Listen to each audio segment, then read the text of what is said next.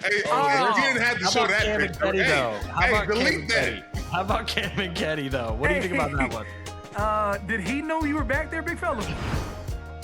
Welcome back, guys, to another episode of Not Just Football. We got a big show for you today with Saints DE Cam Jordan coming up. We got to talk about the 2011 draft class. How everybody always confuses us as well. I don't get that. Hayden, do you understand that? Yeah, you guys have a lot more similarities than you want to admit. Listen, you don't necessarily look alike, but you guys have a lot of similarities. We cover it in there. He's also been confused for you quite a bit as well. So it's kind of like a common thing. And then you throw in the curveball of Cam Newton somehow gets thrown in there too. I think it's the name. It's the name. All right, we'll address that in the episode, and there's more you can talk about as well. But before we get into that, I want to go over what happened this weekend. Hayden, did you have a chance to watch the Final Four?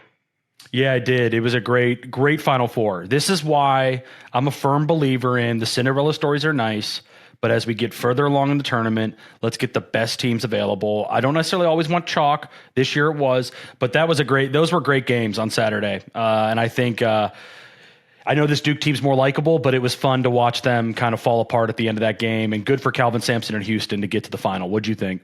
Look at you just being a hater of like good traditional, teams. Nobody likes Duke. Stop.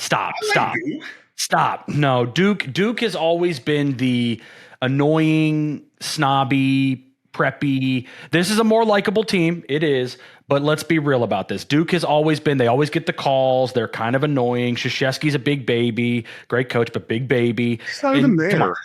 Well, no, but he was when he was there. You know what I'm saying here? He got every call. And yeah, it was good to see Duke get a little humbled by Houston.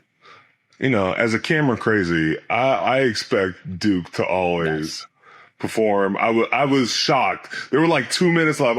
I'm watching it by myself. My wife went to sleep, and we're just, I'm watching it and I'm just like, they're going to pull it out. And then every time they went down the floor in that last 3 minutes, it was just clank, missed shots, missed layups. And they could have put it away. I thought the free throws would have sealed the game. And then, Cooper Flagg misses, a fadeaway. But man, you gotta give a lot of credit to all that Houston did. They put a lot of pressure. They played their game. Even when they were down, they still kept battling back. The point guard, I felt like he was going to control, but then their big men were going at him for a good bit. But man, that was a fun game. And then the Florida Auburn game, they were just trading shots the entire game. That was really cool to see. I had my national championship the other way. I had Duke versus Auburn, and I'm so pissed because I would have probably won our bracket. So it is what it is. I hear you on that, but I think you got to also give credit to Houston in the way that they just kept extending the game out. They were down 8 with 2 to play, and then it was 6 with 1:10 left. But also Emmanuel Sharp didn't miss a free throw, hit a big 3 late for Houston to keep minute. And then, Duke very clearly struggled getting the ball in against the pressure late in that game. And once that happened and they cut it to 1, I hear people being upset about the foul called on Flagg. It probably was a ticky-tack call that didn't need to be called there.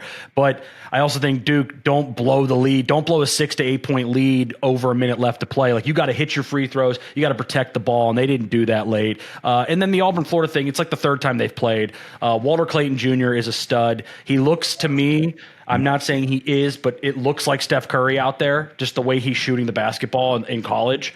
And come on, dude, he's had 30 the last 3 games. I understand that, but let's compare him. Come on, the greatest, one of the greatest players of all time. I said of college. Okay, I mean, what do you taking it a little too personal, Cam Jordan? Okay, and I also I think it's probably good though that you didn't get your Final Four correct, because we know that's really all you care about, and we wouldn't hear the end of it. So. But yeah, no, it was a great weekend, and that's why I said I go back to it. I understand people want the chalk, but I do think it makes for better later in the tournament when the best teams are there. And I think we had probably the 4 best teams in the country this year with a little bit of star power and Flagg. Do you think, does this motivate him to come back? I could see him coming back. Really? I can see him coming back. I feel like, he got all the awards, but he seems like a team player where, NBA might have to wait a year. I don't know, man. He's already NBA ready. He's ready to go. I honestly think another year in college will be just.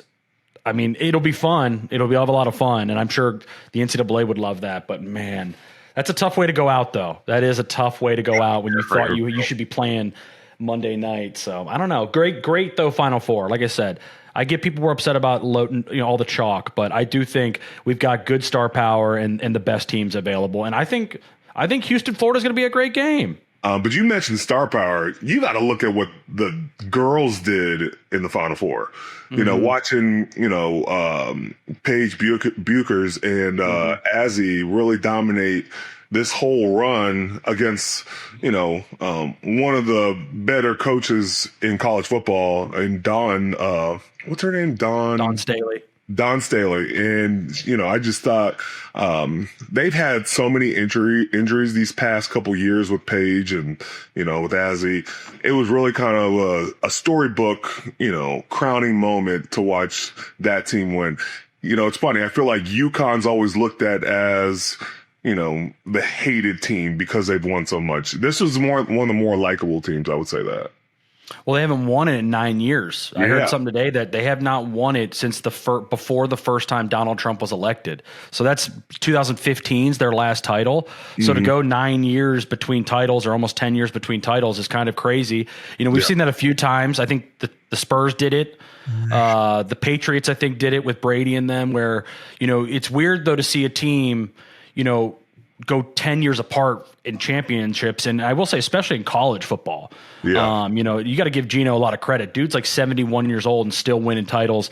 One of the best coaches in all of sports history, not just women's college basketball or college basketball. So congratulations to them too. It was a great, I want to say it was a great game. I flipped it on, dude, and it was like a 7-point game. And then I looked back up at the TV and it was 16, and then it ballooned up to 25. And I'm like, this thing's over.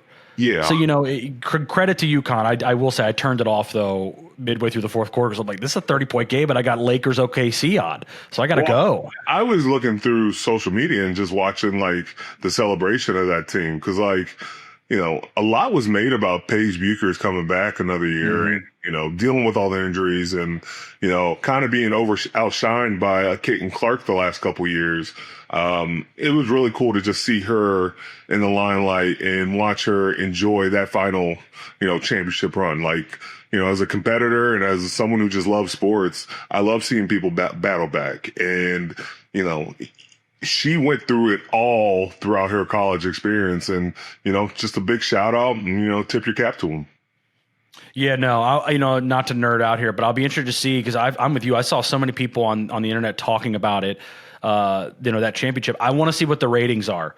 Does Paige have a similar pull to what Caitlin Clark, did the last couple of years? And it certainly feels like we're getting a very good crop of women's basketball players in college and at the WNBA level. So exciting time. And like I said, congrats to UConn. And I think it's kind of crazy. They have a couple like mega teams in women's college basketball to where their Final Fours, man, are fun. You get to the Elite Eight Final Four and you have some elite teams. So it was a fun watch. And like I said, until the 30-point blowout, I'm like, I got to stop. I got to get to OKC at LA. So it was a great day though for basketball. The big what if, and this is probably the what if we would use for our what if segment, is what if JuJu Watkins doesn't get hurt?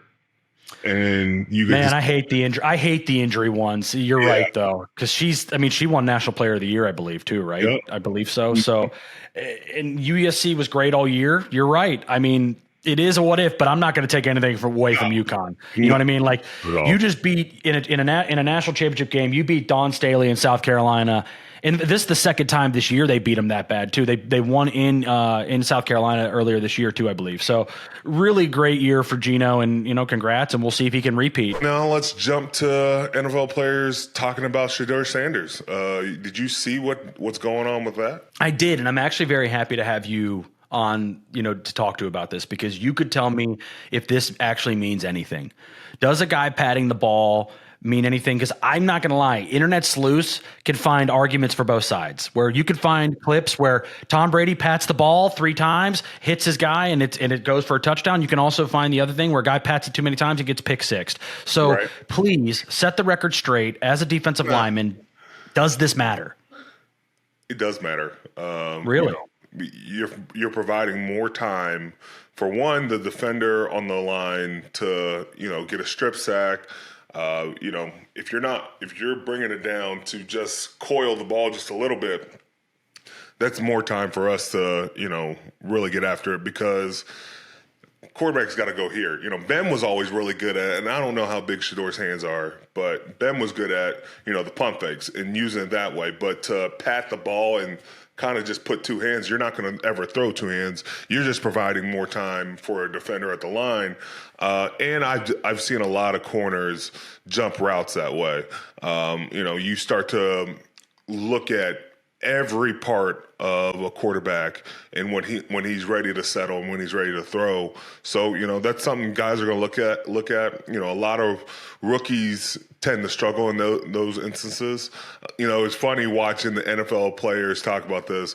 The funniest one was Darius Slayton, who I know and respect, but he's an offensive guy. Of course he's going to defend, he could be his quarterback of the future. So, there's a reason behind Darius spending time and saying all this and, saying that, Shedeur's going to be fine. But as a defender, we're going to use every little bit to, find a way to jump a ball, to have more chances at, swatting at the ball, creating, big splash plays for us.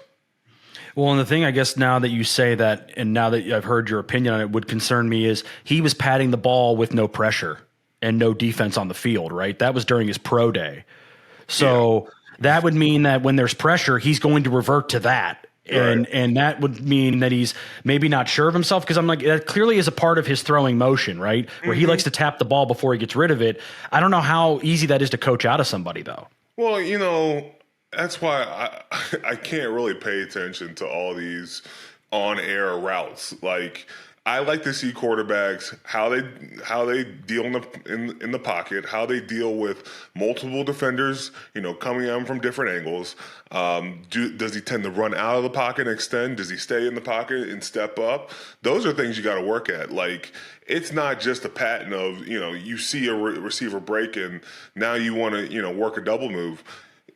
Who's to say what his offensive line is going to look like either? Mm-hmm. So there's a bunch of different factors that are going to go in. But you want your quarterback to kind of get that out of his system so he can deliver a ball on time without, the expectation of a corner breaking too early or, a D lineman feeling like they can swat it out of your hands because you're not ready to throw. Well, and I'd say too, how different is that for a receiver? If he's used to a timing and the patting of the ball. Also, too, you could tell me more. Just how different is the speed in college compared to the NFL? Because you might be able to get away with a pat in college, right? But in NFL, linebackers are going to take that thing, right? Oh, safeties are linebackers these days. And so there's not an easier, part of the field once you get to the college, out of the college game. I think a lot of times you watch these younger quarterbacks, they come to their system, they come into these new systems, and, I'm not even just referring to the Sheduer, but they tend to, shorten the field. They make it so you have half of a field. They don't want you trying to read coverages at an all-time high. That's something you gradually grow at. You're watching a guy like Justin Herbert really growing that now, but early on, it's a lot of rollouts. It's a lot of moving the pocket to, making sure you're looking at one target or two targets and then you're taking off. Jaden Daniels, I thought, had a lot of success in, taking what an offense gave him, but also making sure he wasn't running right away. And so they didn't give him a lot to think about, gave him about 2 reads, and he was successful because of it. So, those are things you're going to have to do early on with a young quarterback, but they'll adjust after a while. Sheduer is such an interesting prospect, man. People are so torn on him. And it's like, you hear all these things about patting the ball, arm strength. I don't really know where I stand on how good I think he'll be. It's just crazy to hear the different evaluations and how really nobody truly knows what we're looking at or talking about, because how could you be so far one way and so far the other way on one player? I will say, I think Sheduer is going to be a good player in our league. The arm strength is there. He was throwing things. He's throwing the ball all over the field, but we gotta be in tune with like what he's going to do in the future.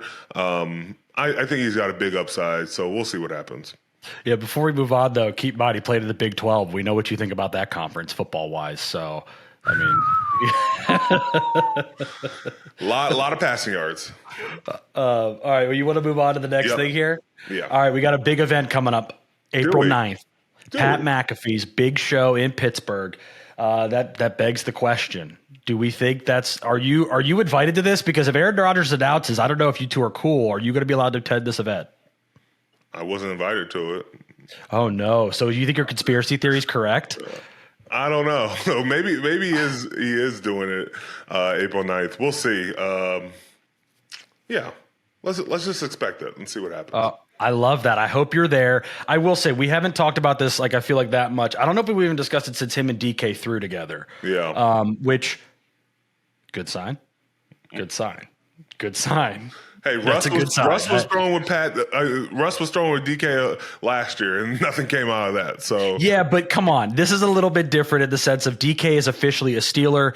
Aaron's thrown with them. I think it's a good sign. I'm not even going to ask you what you think because you don't have an opinion on any of these things. None. I think it's a great sign. And I would love for your conspiracy theory to be correct that April 9th it is announced. And I will say, give a shout out to Pat McAfee. That's impressive, man. A podcast, or I don't know what he calls his show exactly, but for them to sell out PPG, correct?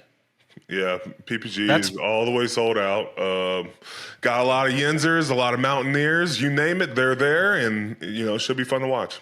I know it's going to be great when Aaron announces. That's going to hit hard. We may have to do a special record if Aaron announces that night. How about that?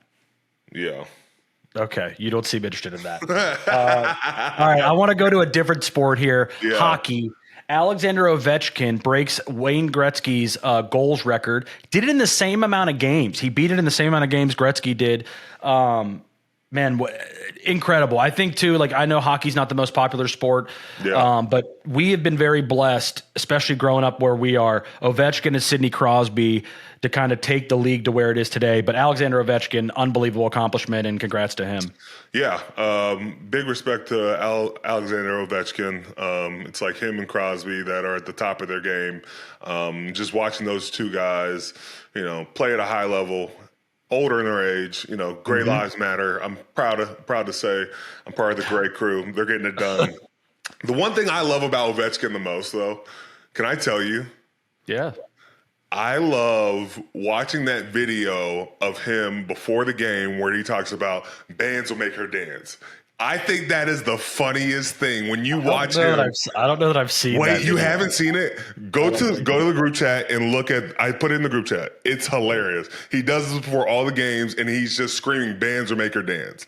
And well, he's a partier, dude. Have you never seen the videos of them after they won the Stanley Cup?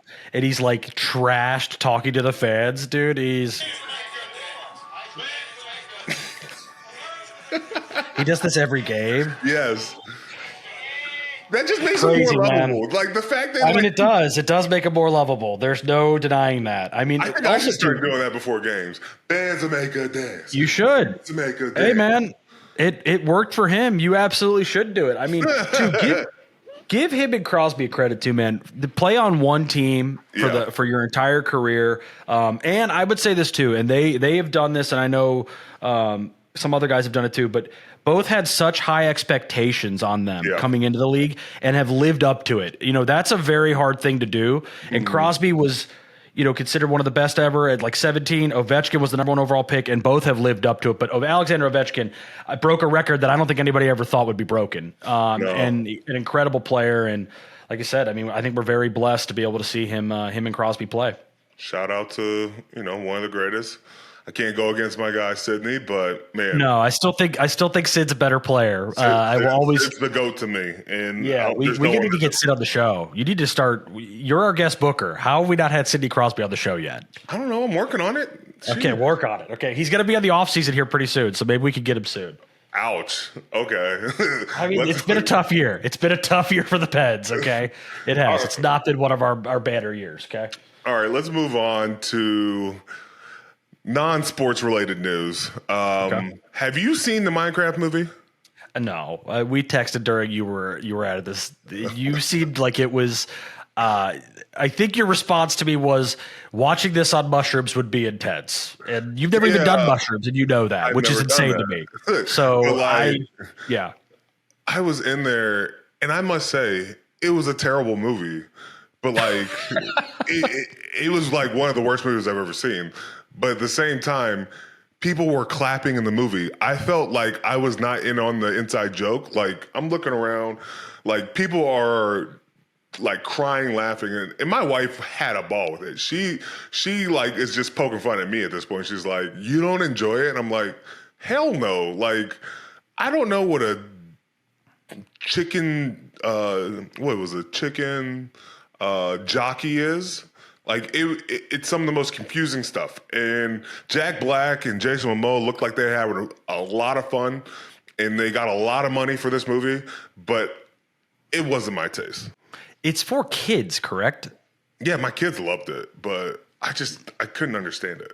I don't know that I'm ever going to get to the theater to see it. I just saw that Jack Black was in it, which makes sense because I've seen him everywhere recently. He's everywhere. Yeah.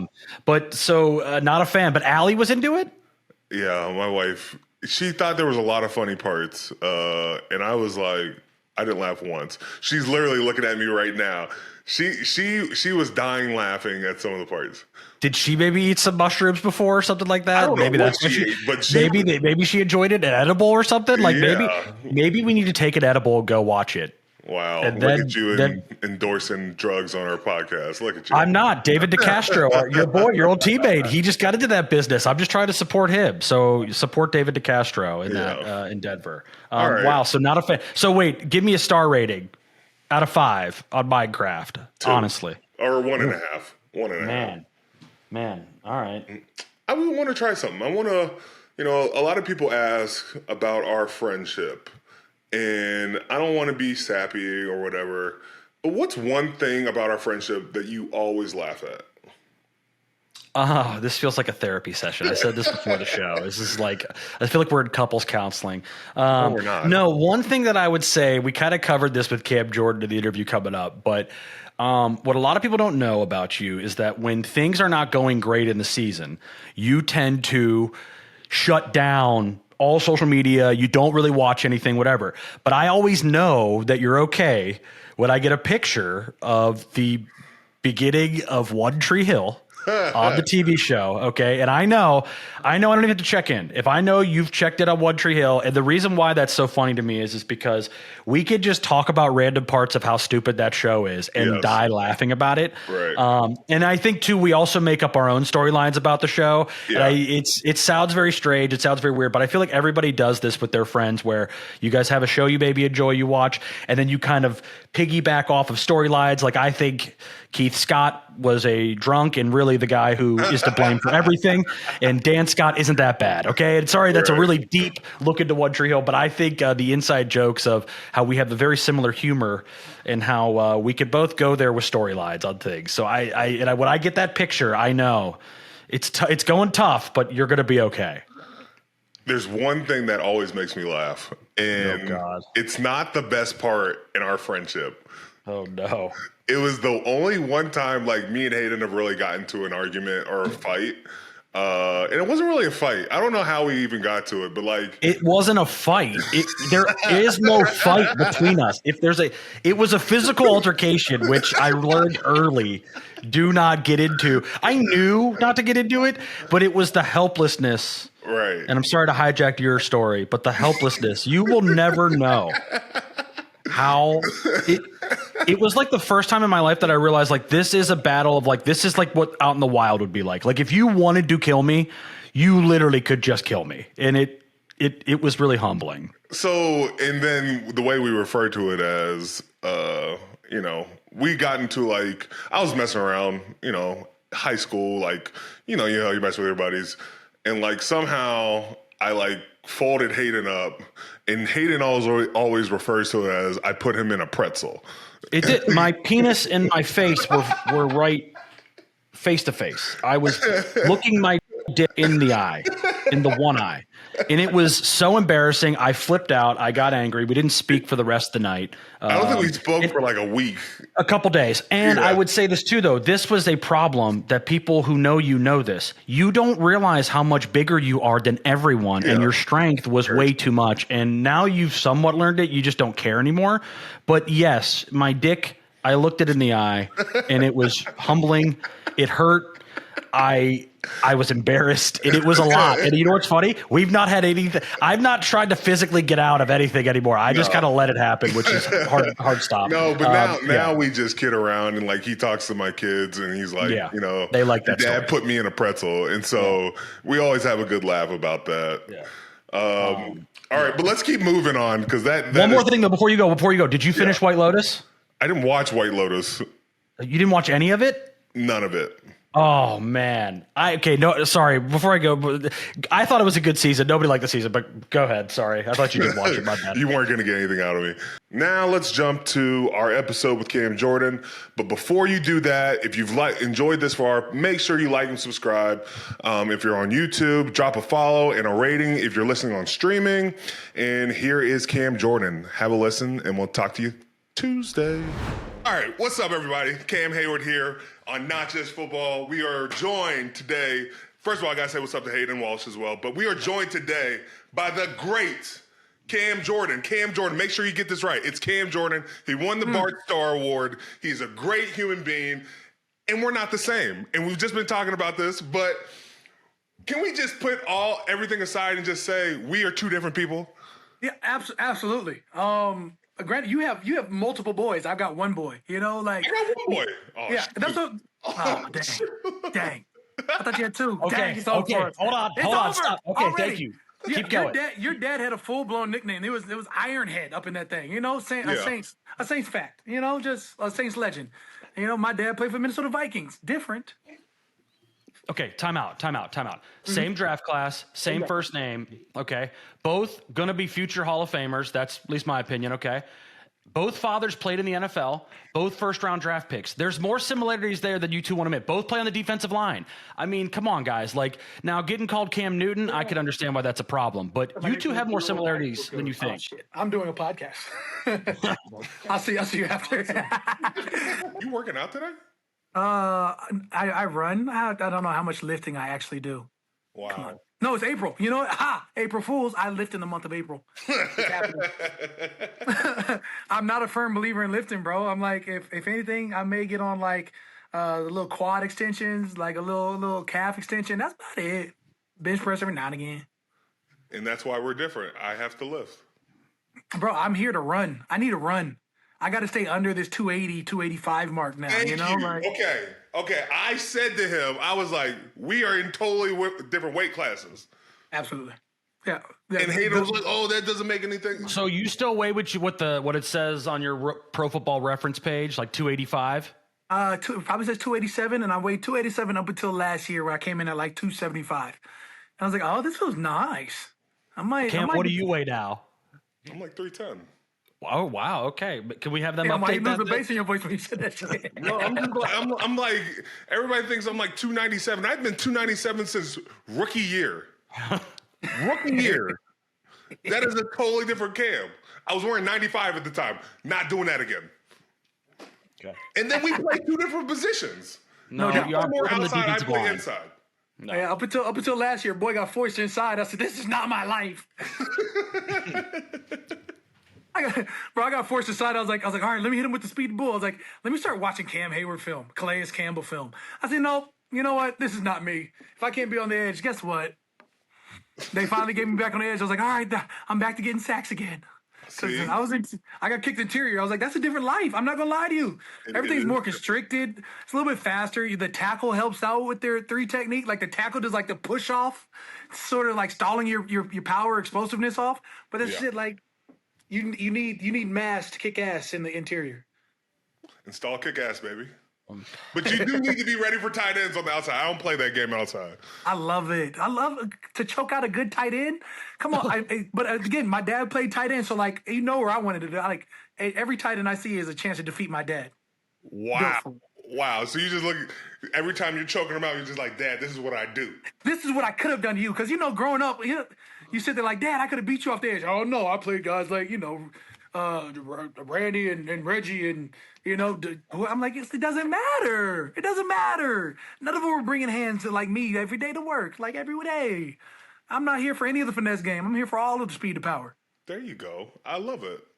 I like going on the edge sometimes and getting in the run game. I love getting the tight end that's not prepared for that moment. Like, especially and you start seeing them back up and start move more, and they just keep looking at you like, all right, is he going to stem down or is he going to stay in the position? It's a fun game to play. No, like you gotta love like a wide rush type. When you have the wide 5 and then you got your edge rusher in like that 9er, and now they're just like, all right, calling this tight end from he thought he was gonna be a receiver this play. No, he's back to being a tight end. Also, we're gonna slide this way for sure. All right, we gotta move. We got to keep moving because your time is vital. But we all came from the 2011 draft, and besides Hayden, but we like to, talk about how we have one of the best draft classes ever. There's not much to talk about. It is what it is. We can argue for who's number 2, but it's not us. Like when it comes down to it, it's probably going to be like 5 or 6 Hall of Famers from the draft. And that's just the first rounders. There's still going to be guys like Sherman, Justin Houston that can get in there as well. There's going to be, the Kelsey brother that's going to slide in for sure. Yeah. Let's play the game and let's go down the list and see if you think they're a Hall of Famer or not. Yeah, Cam Newton has a shot. In my mind, has a valid shot at number 1. Took his team to a Super Bowl. Right. Von Miller. All pros, Pro Bowlers for sure. Number 2 was what? Vaughn? Lock. Yeah. That's a lock. Yeah. JJ? JJ would probably be next. I mean, Julio's a lock. Oh, Julio, shoot. He's a lock. AJ Green, you forget he went to 7 Pro Bowls, 7 All Pros type seasons. Yeah. He has a shot. But we're going to go locks. Okay, Julio's right there behind him. We have Tyron Smith. Right. I mean, I'm going to throw out Pat P because Pat P's got to be there. Yeah, Pat P's first 7 years, he went 7 Pro Bowls at returner and corner. Oh, shoot. Tyron Smith, yes. Yeah. JJ, absolutely. Underrated, Robert Quinn. I don't understand how somebody with over 100 sacks is underrated. There's guys that'll never reach his pinnacle. Robert Quinn had like 20 sacks one year, bro. Yeah. Like, I don't, it's underrated. Underrated sounds criminal. Is it because he's bounced around a little bit? He's not stayed at the same team, maybe, that's why people underrate him? I mean, he's got what? Does that do anything for your legacy to bounce around more than 3 teams? I don't know. Like, I think it could. I think in some people's minds it does, not in mine necessarily, but I think people value somebody who was at one team or less than one. Because we always, like, Franco Harris played for the Seahawks, but nobody remembers that. How's anybody a part of less than one team? Well, I mean, you know what I mean. Sorry, play for one team. My bad. Thank you. You know what? You two are similar. You two are more similar than you'd like to admit, right? Like, seriously. Yeah. But all the best people are sarcastic, you know? Yes. I guess.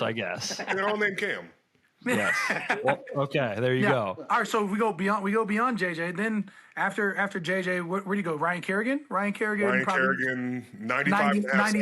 Yeah, 95 and a half. There, had you added a Super Bowl run in there, you would have said yes. But I don't know why that a Super Bowl has anything to do with the defensive lineman stats. I feel like that is a quarterback involved stat. But for some guys, you hear a couple like Patriots like, oh, he won a Super Bowl. No, Tom won that Super Bowl. But I hear you. I get it. All right, now we move on to Cam Jordan. Yes. Yeah. Oh, Jonathan. I'll say Cam Heyward. Yes. Mark Ingram. Yes. Mark Ingram. That's close. Mark Ingram's going to be a hard fought battle, simply because we're a trial by committee, running back by committee type team. And so anything under 10,000 yards, you have to like fight for 9,000. I think he finished right around 6,700, which at the time was the franchise's, leading rusher. But yeah, 70 under 7,500, it probably isn't going to get it done. It's tough. Then you start saying guys like Jason Kelsey. Right. Yep. Yeah. Justin Houston, strong shot to win it. Yes. For sure. And Richard Sherman, probably arguably the best cover 2 corner the world has ever seen. Yeah. So what is that? That's there's a bunch of Hall of Famers in that draft class. Yeah. I'm gonna say short side of the stick. 10 years from now, there'll be 6 of us in there. 15 years, 8, and like the short end.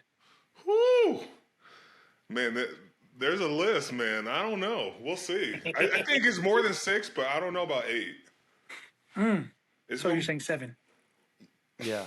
Pretty much. Yeah. It's kind of where you fell. Kaboom. All right, then let's move on to this. We heard you talk about Big Ben, years ago, and you said he wasn't a Hall of Famer. You still sticking with that? I would try to walk it back immediately, and I was like, it's out there. I'm gonna deal with it for now. What I meant was not a first ballot Hall of Famer, and I was like, and I stand by that. It's gonna take him, if he does get in, it's gonna take him a few years. He's not. Wait, you don't think he's gonna be first ballot? You're crazy. Sure, you buddy. are crazy. I get you're biased. No, I love it. I love it for you.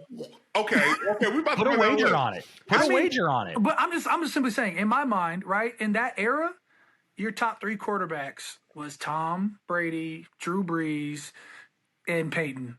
And then you round out the top 5 with whoever. You know, you go Phillip Rivers or Ben or Eli. Ben's got to go before Phillip. You think so? He's got 2 Super Bowls. I hear you. No MVPs on that. And they try and give quarterbacks MVPs. Like, you just have to be, like, decent to get the MVP at quarterback. What does Phillip have? He's one of the gunslingers, you know. He's like the prodigal Justin Herbert. Everybody loves him. He just is what it is.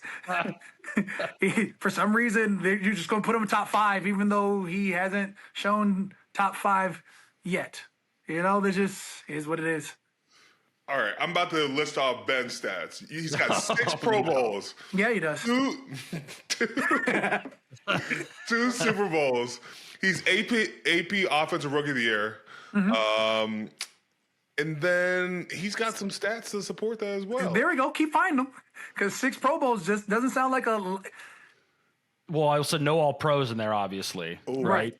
Okay. Which we always talk about how important that stat is. You gotta have at least one. Yeah. All right, I'm finding Phillip Rivers because I'm not about to let you just go down. This might hurt your feelings, big guy. No, it's not. It's not going to hurt my feelings. Okay. I do think Ben got robbed in the second Super Bowl. They gave it to Santonio Holmes, but Ben took them down on that drive late. So in his defense, he didn't play well in the first one. He played terrible against Seattle. So it works. They had 3-3. Ben has more games.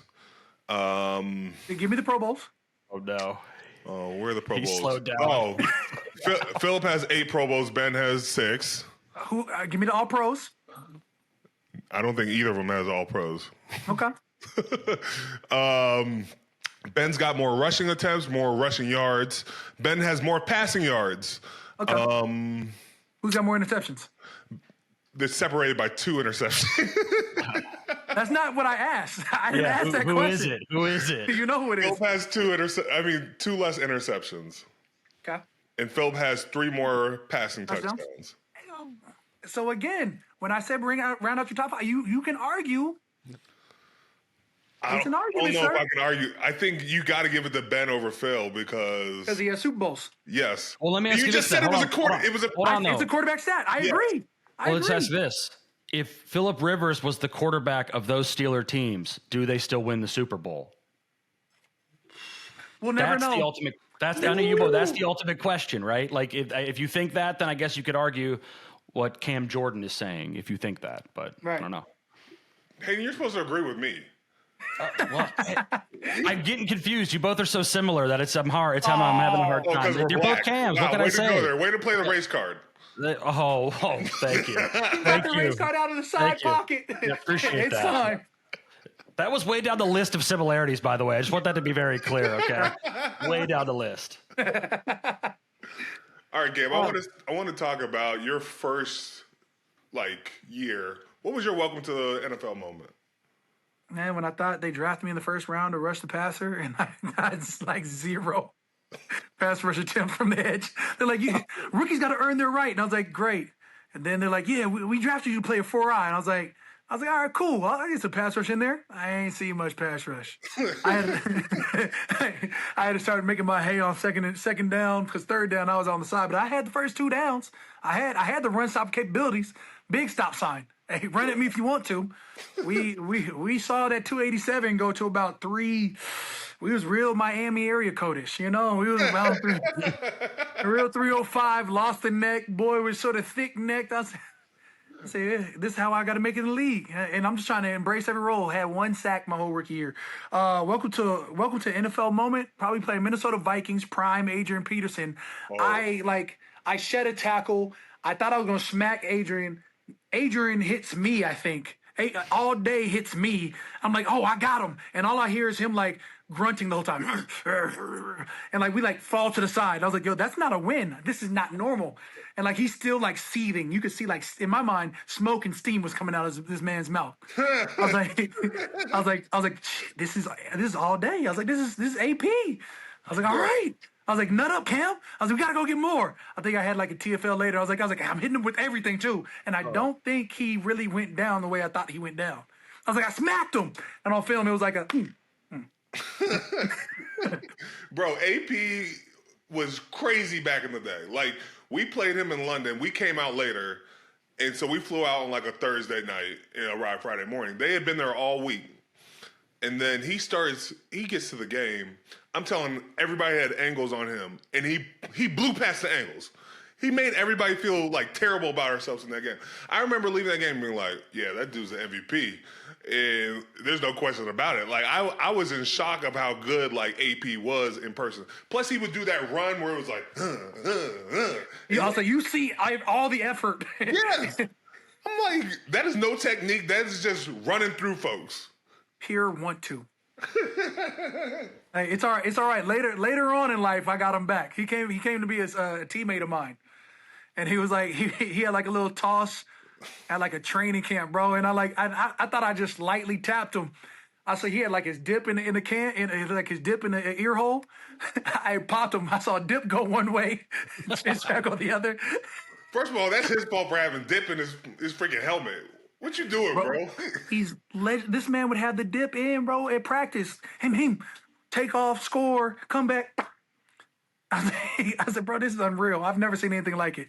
Country strong, wow. Country fast. Yeah, I'm not. Yeah. I'm not. I still don't know how people can do the dip situation. I tried dip one time, sat me on my ass, and never again. Hey, bro, I got scared off of that. I got scared of it. I remember in high school there was a kid who actually ate the dip and started throwing up, and I was like, "Yeah, I'm good on this. I don't need to even be messing around with that." I think I tried it one time in college, and I was like, man, D-line out there dipping. I was like, man, I'll dip too.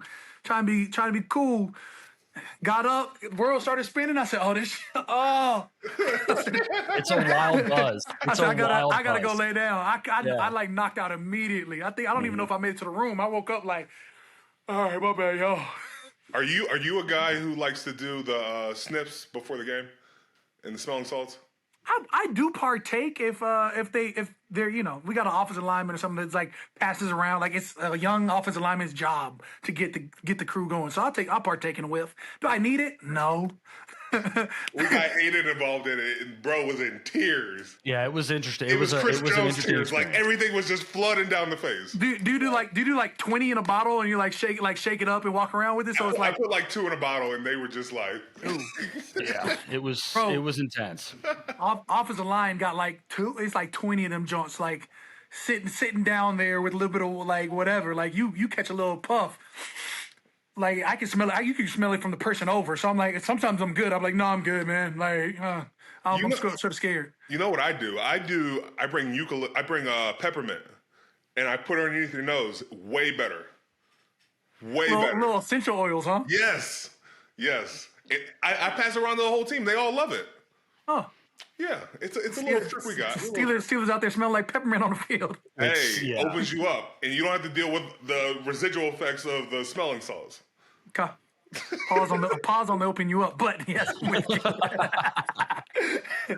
with you. I'm with you on that part. But you know that the smell of salt, I can get behind it. I just never needed it because I wake up and I'm like, yeah, it's time to hit somebody. And even those days where like those games where you're like, hey, it's week 15. I don't really feel like it. That only lasts until probably national anthem. That national anthem get me going. I be hyped up on the 30-yard line. I'm always on the 30. Don't know when it happened, but it started happening, and now I can't get rid of it. Yeah, I'm always on the 50. I always got to be there. Like, that's just the spot. I'm right next to my tee for every part of the way. It's just what we've done the entire time. Yeah, you got to have your spot, man. You know, you line up, you get it in. Are you the rah-rah guy for your team? No, Double D is. Hallelujah. You don't want that? No, I've done it before, and it just takes out so much energy. Like, I don't. Like, that's energy I could be giving elsewhere. You know, like it's a cool responsibility if I have to. I don't want it. So you didn't take over for Drew Brees once he got done doing it? Because I feel like Drew would do it all the time. No doubt. You know, and I feel like for a quarterback, great. You know, like Double D does it, great. I did it, I think, immediately when Drew went down. No, Double D did it. I think I went, like, maybe the week after Drew was gone. And I was like, this is not for me. It feels weird. Joe should be doing this. And then once it's funny, though. Like, why is a quarterback giving the rah-rah speech and they ain't hitting nobody? And that's fine. But a quarterback in everybody's mind is your prototypical leader. And then you learn after your great quarterbacks leave, that's not necessarily the case. Like, you know, a young quarterback comes in or a transplant quarterback comes in, they can't, like, they don't have the respect that they. So it's got to land on somebody. Double D it took that mantle ASAP, and I said, love it. I said, bro, you or me? He's like, I got it. I said, I love it. Oh, I let TJ make all the speeches before the game because I'm like, he be out of breath, he be doing too much. I'm like, I ain't doing that. I gotta save these heartbeats, my dog. like I'm focused on choking somebody out. I can't think about motivating somebody right now, but I do. I take the pre locker, like the pre locker room between just the O line, D line. Yeah. That's me. Yeah. I take the side apart D line before we go team. That's me. The entire team. I'm not gonna lie to you. I only care about my defense anyways. Like, you know the truth. I technically a team guy because defense is a large part of the team. I don't care what the offense does, whether you're out in 3 and out or you score. Guess what? I still got to go take this field. So let me get my guys right, and I'm ready. No, don't act like you don't care about what the offense does. If the offense puts up 0 points, you're going to be hot. It's happened. Never happened until Drew left, but it's happened. And I said, we beating the brakes off this team. I look up, I was like, we lost 0-13. Oh. 0 to. Yeah. Like, just hurt. Like, you just sit on the bus like we lost that? Because it felt like we was in control. You looking around like, we dominated, but hey, we didn't get done today. Fourth quarter, guys talking big smack to the like, yeah, we about to whoop y'all. We are not winning. This is perplexing. I am confused, befuddled, if you shall. Like 2 years later, I still think about it. You got to tell me about New Orleans. Like, what is it like being the mayor of New Orleans, quote unquote? Man, it was real after Super Bowl week. Sheesh. I think I was sleeping like 10:30 every night. I don't know if I made not one party Super Bowl week. I was working from like 8 a.m. to about 9:30, 10 every day. It was lovely. But I mean, when you are a part of New Orleans, they bring you in. It's a family vibe from probably day one that I got drafted. Day 101, because those first like 3 months we were in a lockout year. We had nothing to do with the city, which was probably a blessing though. Like I walked into New Orleans, and I started making friends, like random friends, whoever's in my apartment complex. Random friend who I still go fishing with to this day. Met him in Best Buy 15 years ago. Like, hey, you just got drafted here, right? Yeah. He's like, I write sports articles for a fishing company. Man, we still go fishing, like probably once a year. Oh, wow. New name Ray. Probably should figure out Ray's last name. Ray could have had me out in the bayou and never returned. Wow. Wait, before you brought this up, man. The lockout. Mm-hmm.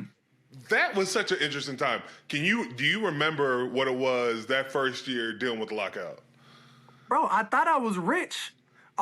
You do your first Panini deal, and I was like, I got 30 bands under my name. Like, I was like, yeah, tight. I'm walking around like I'm really him. I was like, and I'm about to go first round. They about to give me. I was like, great. I was like, life is gonna be good. And then that 30 bands in like February. It was January, February, you know, like you eating steaks, your dinners, you know, like, oh, you flexing, you may go out to the club, spend $400, $500, $600, you know, like back when bottles was $250, 15 years later, impossible. But you know, like it was good times. But you get drafted, you're like, all right, cool, we in New York, great time. Meet Mark Ingram on the elevator, and like that 30 bands is probably like 10. It's a lockout, bro. Somewhere in there, I was like, "Oh, if this don't get straightened out, we gotta tighten the ship up, bro." It got a little nerve wracking, bro. I just remember getting drafted, going to the Steelers, and then them being like, "We'll call you when we can talk again." And then like, I didn't know what to expect. I didn't know when we were reporting to camp. Everything was just everybody ghosted me after that. Like I was working out by myself, and I didn't know where to work out. I mean, aren't you from Pittsburgh? Yeah, but it didn't matter. It's not like my family was like about like football in Pittsburgh at the time. It was my grandparents are living there, so it was weird, bro. I don't miss that time at all. Man, look, we got drafted. I initially started sleeping on Mark Ingram's couch. He was already working out here. I was like, "Where you work out?" I was like, "No." I was like, "I don't need that." I was like, he was working at some facility. I've never been a facility guy, you know. I don't like. I used to go to like Exos back in the Gap for the. We went to Exos together. Right, but that's what I'm saying. Like the next off season, I used to go to Exos, and then after that, I was just like I'll go more for the camaraderie. I'm too social to actually get real training in. I've learned I got to like really train by myself. I go run, bike by myself because you get me around people, and I'm here to talk shit and see what's happening. I'm like, this is a good ass time. Yeah, we're gonna have a great time lifting. Oh, you lifting for real? I'm a distraction. I don't like lifting alone. I feel like I get bored real quickly, and I'm like, I'd rather be doing something. I'll lift alone, but like I like to do it in groups. Cam, take me back to 2018, the NFC Championship game against the Rams, and arguably one of the worst. We're going through horror stories. Yeah, okay, I think Ben's a first ballot Hall of Famer. This is for the sarcasm thing. This is for getting me on the one team or whatever. This is for that one. So 2018, take us back to that moment, though. Arguably one of the worst calls in NFL history. Are you still bothered by it? Clearly you are. You said horror stories. I mean, it's going to be one of those things that I'm going to think like, now, at least because I'm actively playing, I feel like there's always like a chance for retribution. Like I can still earn it back, and hopefully one day I won't have to remember this. Like this year, we'll make a miraculous run, hit the playoffs, Super Bowl next year, pops will be Super Bowl, and then after there's a finite amount of hopes and wishes left, right? Mm-hmm. So 2018 is going to be one of the ones. That was Minnesota, or was that LA Rams? That was Rams. Yeah. 17 was Minnesota then. 18 hurt because there was two calls. It was like one on Tommy Lee Lewis who was got hit early, mid somersault. They're like, no, clean hit. And I'm like, okay. What about my guy Drew Brees who's got his head like helmet spinning like Daffy Duck over here? Like it was clearly helmet to helmet contact. Like, do you have two calls? You can easily do your job. No, not gonna do your job. Got it. Love that for us. Oh, in fact, you're gonna jog off now. Got it. You know. It's one of those things that you be like, dang, are you going to put on like, oh, had we had one more stop, we can't ever let a team get up on us because we thought we were the better team at the time. But I mean, the better team is the one that wins. It doesn't matter how well you stack up on paper or you shoulda, coulda, wouldas. I've had a couple of those. Shoulda, coulda, woulda beat San Francisco. We would have beat the Giants. We would have gone to the Super Bowl in 2011. Shoulda, coulda, woulda beat Minnesota Vikings. Stephon Diggs, miracle catch. Next thing you know, Stephon Diggs is that guy. Not a guy, that guy. Yeah. Becomes an all-pro, Pro Bowler. Like, it just, you know, there's going to be a myriad. The year after was at 19, Minnesota Vikings, tight end push-off. And you're like, can something shake our way? It's not just one story. It's probably 3 years of stories of like, does everything not end our way? It's like you have, you know, you got blackjack on the table and not only dealer hits you with the blackjack, and the next time you double up because you're like, yeah, we winning this, and then you show 20s, and the dealer goes ahead and 7-card 21s you. You're just like, how? Like, how? Help me. And then, you know, then you go a couple years no playoffs, so now you're just shooting 13s and busting out, and dealer's still sitting on 10s. So, Cam, if I can help you out, can we get rid of the tush push? No. Tush push is part of the game. You like it? You like being rolled up? I'm not going to lie to you. it only works for Jalen Hurts. All right, he's in the NFC, so keep it in the NFC though. Yeah, I've seen people stop it with Josh Allen. I've seen Jalen Hurts was hurt or whatever it was. We saw it get ran with Doogie Howser. That's not the quarterback's name, but like it only works. Huh? Yeah. No, not Kenny Pickett. The one over Philadelphia, Gardner Minshew. There we go. Oh, that dude. Yeah, that dude. Yeah, no, we didn't think that was his name, by the way. You didn't have to tell us that one. Gardner Minshew. I've got bias opinions because the first time we played Gardner Minshew, double D's from the SIP, and they're from like the same area. They're both from like whatever city that is in Mississippi. And he was like, man, he's a dog. He's gonna kill it. And so like he just like hyped him up the whole weekend. You know when another player hypes up a quarterback, you're like I'm murdering this guy off of GP. Yeah. I was like low draft, undrafted, whatever he is. I was like, I like an underdog story, but stop. Like he was like, man, he's throwing dimes, he's dotting people up. Like, all right, he's gonna outrun you, Cam. Like, don't challenge me on this. I'm faster than he'll ever be. Like, don't do that. And like so then I had a personal vendetta, and this kid is the nicest kid ever. But in my mind, I'm like, no, he's got to die. At the end of the game, it was like a 2 or 3 sack game, and I was like, yeah, I was like, yo, Double D, that was your man. I was like, that was. He's like, hey, I didn't say he was everything. I said he was cutting up other people. All right, cool, because we lit him up. So every time I see him, I'm just like sack lunch. Don't know what it is. I like us versus him. Cam, you like the rule with both teams getting the ball in OT? That's a new rule. That's been a there? new rule that just passed. I'll say I don't remember that being there. Okay. Oh. Yeah. How you feel about that? I mean, so you got to go for 7. Mm-hmm. Have to. Or it's gonna be rough. It's gonna be rough. Because for 3, we won the game. It's a wrap. I mean, I'm cool with it. Make it more exciting. Make it. I'm cool with it. I'm good with it. Is there a yard line that it's starting on? I don't know. I think it's just you flip and then whoever gets the ball, but then both teams are permitted. So if you score, I still get the ball back? Mm-hmm. Yeah. And now I got to go for 2? Yes. Oh, I like yeah. it. Pretty much. I like it. And you know what? I'm here to throw the dice one time. Like I may not roll a long time, but I'm here for a good time. All right. Let's see if you like this one. The reseed of playoff teams to allow teams. No, hate it.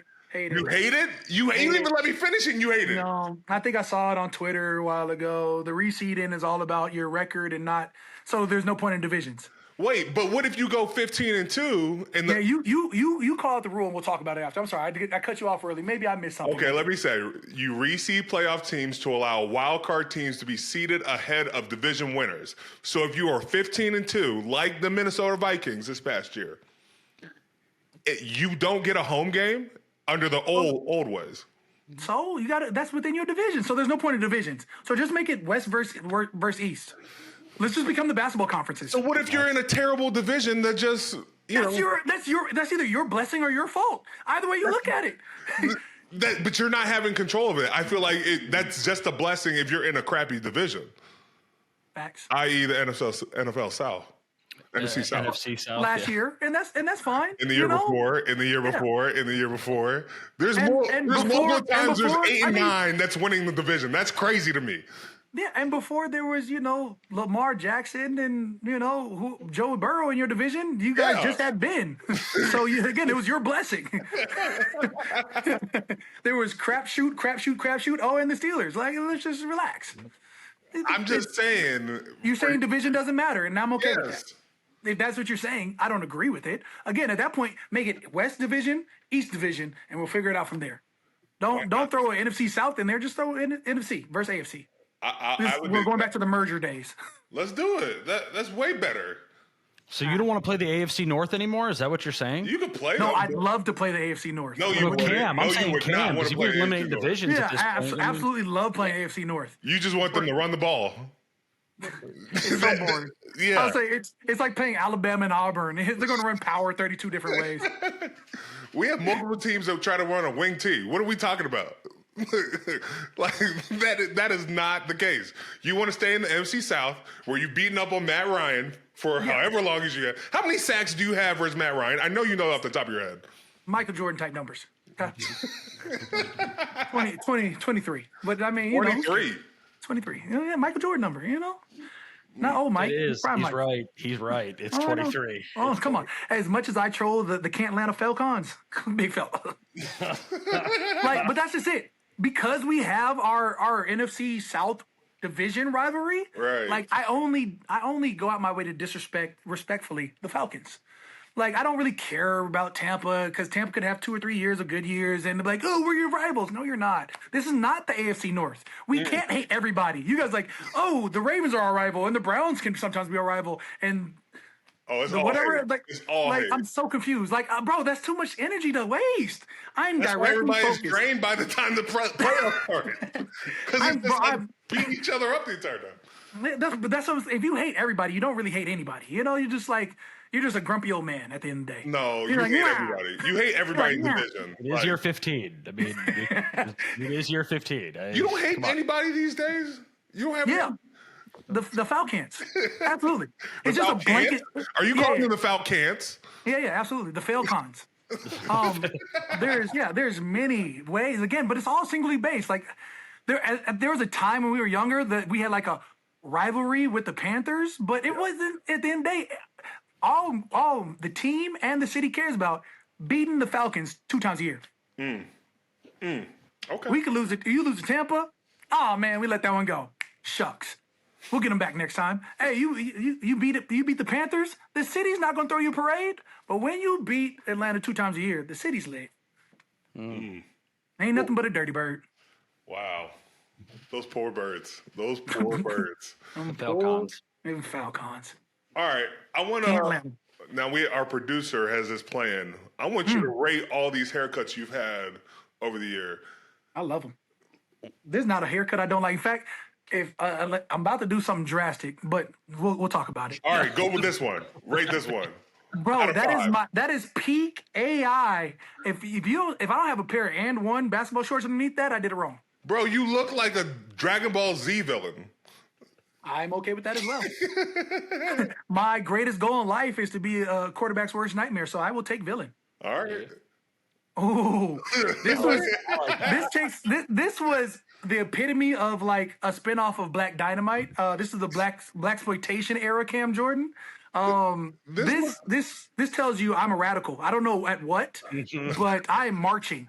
Won't be like marching on Capitol like some other radicals, but you look like mine will be empowering. You look like Julius Erving in NBA Street. Volume 1 and 2, my boy. Like, I'm with this is amazing. And this was everything I wanted it to be. I was mad the Fu Manchu wasn't longer. I was a Fu Manchurian,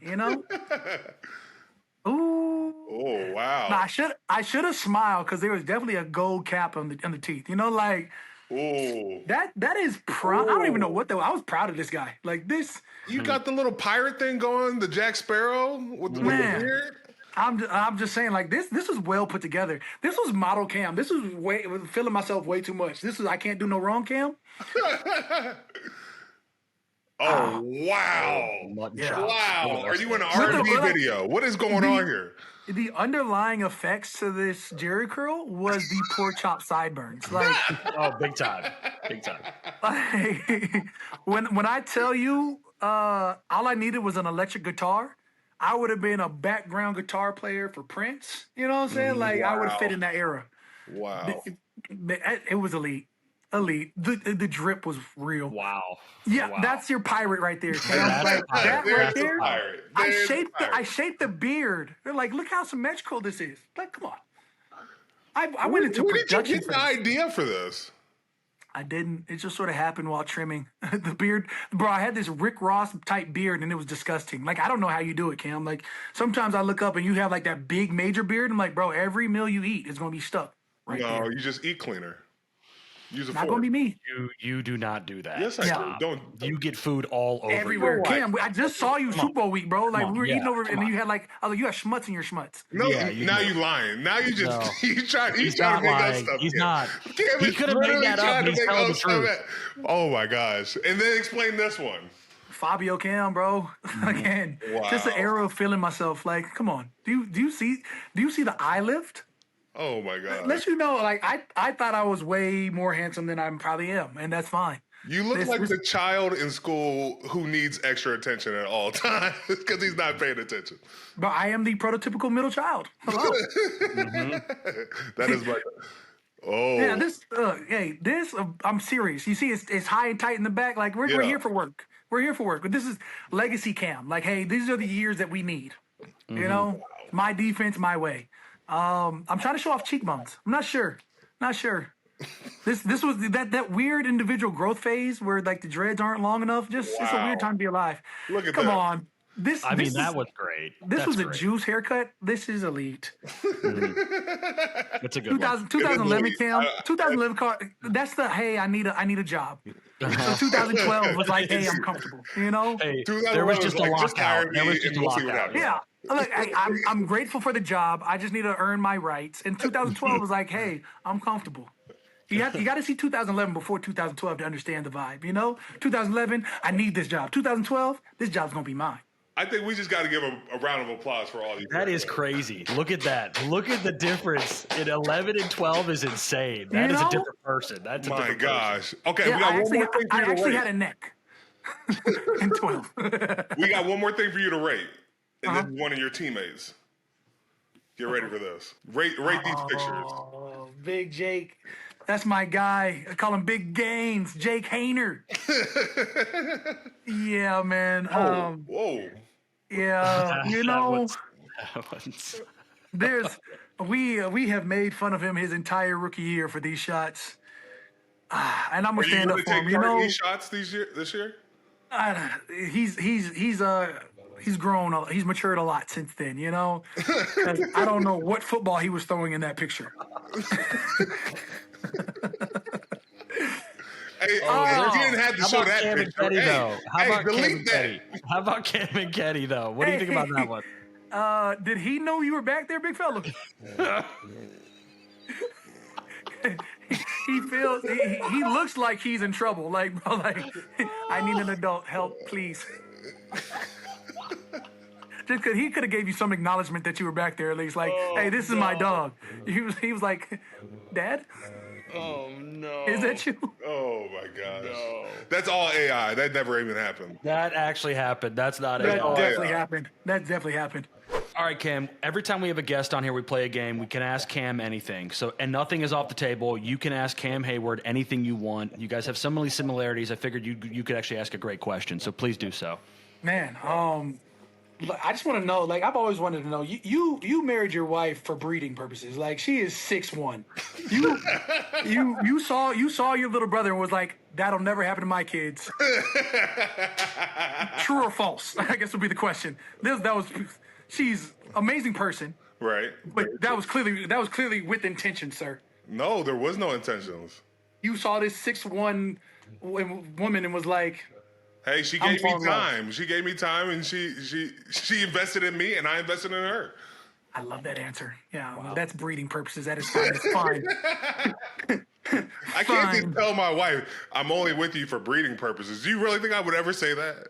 I tell my wife all the time. I say, "Hey, babe, I've never not dated an athlete. Like that's one of my prereqs." Very true. You have to be able to understand the game. Yeah, like I need you to understand my life is committed to where it's committed at. I need you to. It's hard to get a normal person, but like you have to go every day. Yes, every day. You have to go. You're obsessed with this. Yes, I need you to be obsessed with this sport as well. Yes. Yep. Okay. All right. Cool. You didn't. Love that for you. Is there? I appreciate that. Yeah, I was like, I appreciate how he's worked. Is there a weird hobby that you have that you don't want people to know? For me, I used to watch anime like only dubs. And then everybody got into anime, so it's not a weird hobby anymore. Like that was Dragon Ball GT when I was like 6 and 7. GT's the worst one. Again, bro. Like when you're 6 and 7, all I wanted was fight scenes, anyways. I could care less about storyline. Ew. I think the only weird hobby. So like when we lose games, right? I put on like bad TV. I have to watch like we watched a show called One Tree Hill, and me and Hayden literally text back and forth of just the worst scenes and the worst like. Mm-hmm. It's supposed to take place in high school, and it's like there's a story behind how the two brothers they're no longer living together. They never lived together, but the dad is in charge of the whole school board. It's crazy. And like I'm like, there's no way in hell this could happen in real life. But like anytime I'm in a down place, I go back to that. I'm like, it could be worse.